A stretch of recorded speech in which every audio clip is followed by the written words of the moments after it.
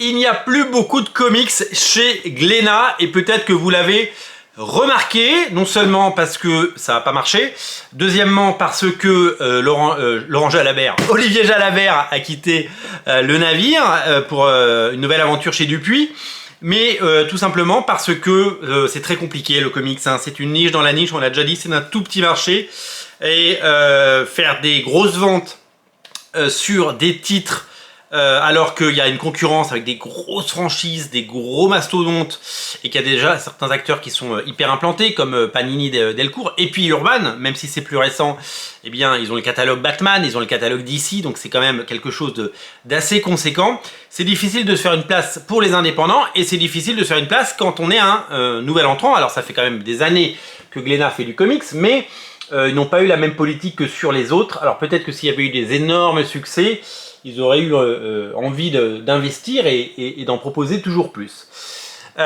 C'est aussi la raison pour laquelle les dernières BD de chez Glénat sont sorties en grand format et que on n'est plus sur le format comics pour pouvoir aller séduire, bien entendu, les lecteurs de bande dessinée et espérer que les libraires mettent ces bandes dessinées sur les tables des nouveautés en entrant et non pas dans le petit rayon comics.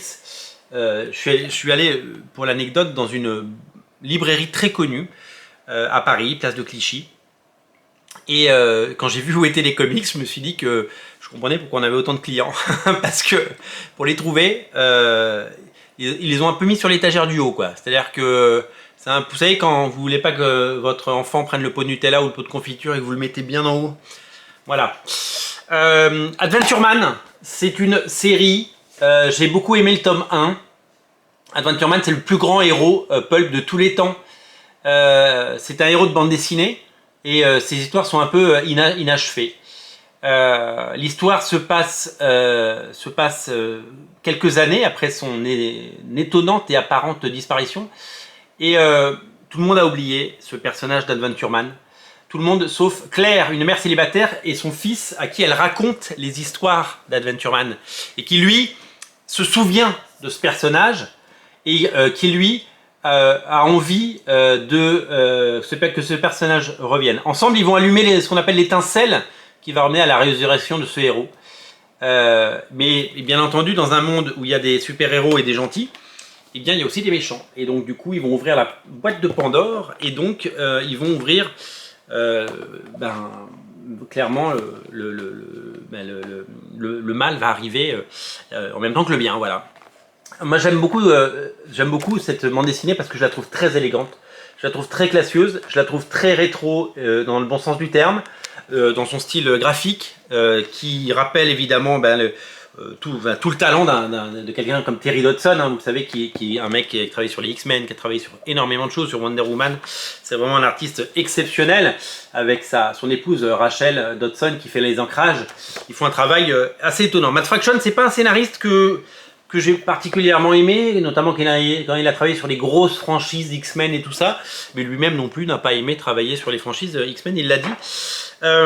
Par contre, j'ai aimé récemment, vous le savez, le November qu'il a fait avec Elsa Chartier, qui était super. Le tome 1 est sorti, le tome 2 va pas tarder. November, c'est vraiment très très très très bien. Et donc j'ai vraiment aimé le voyage que nous proposaient Fraction et Dodson dans ce Adventure Man, parce que graphiquement et éditorialement c'est super. En plus c'est très bien, l'habillage est superbe. On est entre l'art déco, le steampunk, le rétro. Cette vision me plaît beaucoup. Et bien le tome 2 il est là, il est arrivé, j'ai mis du temps à y venir, 4 minutes.